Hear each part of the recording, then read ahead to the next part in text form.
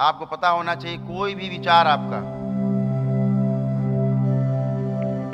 कोई विचार आता है आपका, ऊर्जा उसका अनुगमन जरूर करेगी।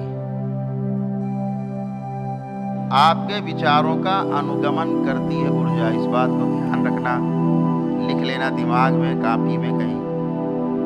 आपके विचारों का पीछा करती है ऊर्जा, जैसा विचार लाते हो वैसी ऊर्जा आके पीछे पीछे चल देती है। अगर आप प्राइवेट पार्ट की तरफ ध्यान अपना ले जाएंगे, केंद्रित करेंगे, ऊर्जा वहाँ सक्रिय हो जाएगी। करके देख लीजिए, जहाँ आपको सबसे ज़्यादा महसूस होता हो, दुख वाले कोई भाव हो उसमें ले जाइए, आंखों से आंसू टपकने लगे, ऊर्जा बह निकलेगी। तो विचार अच्छे अच्छे लाइए, अच्छे विचार करिए, अच्छा सोचिए, अच्छा करिए, अच्छा हो जाएंगे, अच्छे बने रहेंगे। लेकिन आप गंदे विचार लाएंगे, गंदगी इकट्ठा करेंगे, तो उसके जिम्मेदार आप। यही आपने किया है। आवाज़ से आप पूरी तरह शुद्ध है, पवित्र है, मन आपका एकदम अच्छा है, कोई गंदा विचार नहीं है, एक आपके अंदर है, सब गंदगी खत्म हो गई। तो ऐसा कोई विचार मत लाएं। आप सोचते हैं अरे सोच लिया बैठ के क्या होता है, कोई वीडियो देख लिया बैठ के गंदा क्या होता है इससे। अरे भैया, आपने अपना नरक कर लिया, आपने अपना सर्वनाश कर लिया। जैसे जैसे विचार आपके अंदर आ रहे हैं वैसे वैसे ऊर्जा गमन कर रही पीछे पीछे, और आप गंदगी के सागर में, गंदे नाले में गोते लगा रहे हैं। आपको पता भी नहीं होता कितने गोते लगाए। और आपको एक बात बताऊं, जितनी गंदगी आपके अंदर रहती है उसी प्रकार की गंदी ऊर्जा आपके अंदर आके धीरे धीरे स्टोर होती जाती है। फिर आप कहते हो खबीस है, तो फला है, ढिमाका है। आपके गंदे विचार, आप एक कॉपी रखिए अपने पास। यहाँ आने से पहले लोग जो आने वाले हैं वो ध्यान करें, वो करें। दिन भर में जो जो विचार आ रहे हैं केवल लिखता जाए। रात में जब बैठे, जो लिखा है ना आपने, वो पढ़ने में भी आपको शर्म आएगी। जो दिन भर में आपने सोचा है और जो आपने सोच लिया, विचार कर लिया, विचार तो चला गया, वो ऊर्जा संग्रहित हो गई। किस रूप में प्राण संग्रहित हो गए?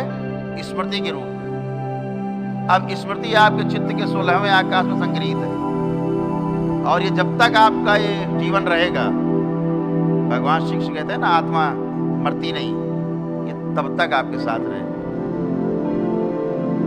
विचार ये केवल आपका दरबार है, करौली सरकार का दरबार है, जहाँ ये अरबों खरबों स्मृतियाँ आज तक की नष्ट हो गई आपकी, खत्म हो गई आपकी।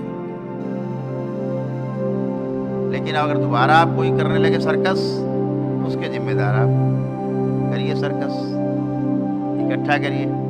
अभी तो आपके पास हाथ पैर सने थे टट्टी में, हमने तो नहला धुला के इत्र लगा के आपको टनाटन कर दिया, नए कपड़े पहना के। अब फिर कूद जाइए गंदे नाले में, कूदिए, आपकी जिम्मेदारी, कूदो। तो इसलिए अच्छा सोचना है, अच्छा ही विचार करना है। इसीलिए योग में भी, योग साधना में भी, तंत्र साधना में भी, क्योंकि वैसी ही शक्ति इकट्ठे होने वाली है, ये ध्यान रखिएगा।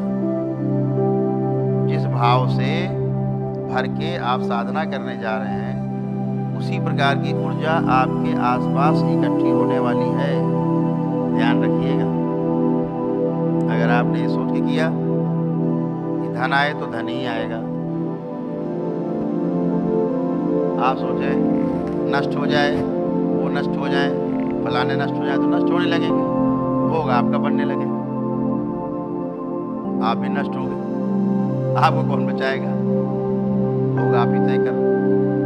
जैसी ऊर्जा, क्योंकि ऊर्जा तो शाश्वत है, ऊर्जा जो है ना वो निर्लेप है, उसका कोई दोष नहीं। दोष उसी का है जिसके हाथ में है। तलवार का कोई दोष नहीं। बचाने के लिए काम ले लो, किसी को बचाओ या किसी को मार के लूट लो, तलवार का कोई दोष नहीं। जिसके हाथ में तलवार है उसी का दोष है, शक्ति का कोई दोष नहीं। जो शक्तिशाली है उसी का दोष है। तो इसको ध्यान रखना है, नकारात्मक विचारों से अब बचना है, क्योंकि अब आपके अंदर कोई नकारात्मक विचार नहीं है। इतने लोग बैठे हैं, किसी में कोई नकारात्मक विचार उठ रहा हो तो बता दें, अभी बात कर सकते हो उससे। एक व्यक्ति में नहीं उठ रहा, क्योंकि नकारात्मक विचार पूरी तरह समाप्त हो चुके हैं। ये धरती पर यही होता है करौली सरकार में, जहाँ समूह के रूप में चाहे 1000 हो, चाहे 1 लाख आदमी हो, चाहे 10 लाख आदमी हो, सभी के विचार स्तंभित हो जाते हैं, चले जाते हैं, खत्म। पुराने नष्ट होकर के एकदम स्तंभन, क्या गंदे विचार नहीं आएंगे। तो अब आप अच्छे ला सकते हो, क्योंकि गंदे नहीं आ रहे हैं, रोक दिए गए। लेकिन आप लाने की कोशिश करोगे तो बातें तो बहुत होती रहेंगी। आप रोज ही सुनते हो, रोज ही हम बोलते रहते हैं कुछ ना कुछ, जो मन में आता बोलते हैं। आपके जो मन में आता वो सुनते हैं, जो मन में नहीं आता आप नहीं सुनते, वो आपका अधिकार है। ठीक, तो लेकिन समझदारी पूर्वक जीने से आपको सुख मिलेगा, ये निश्चित है।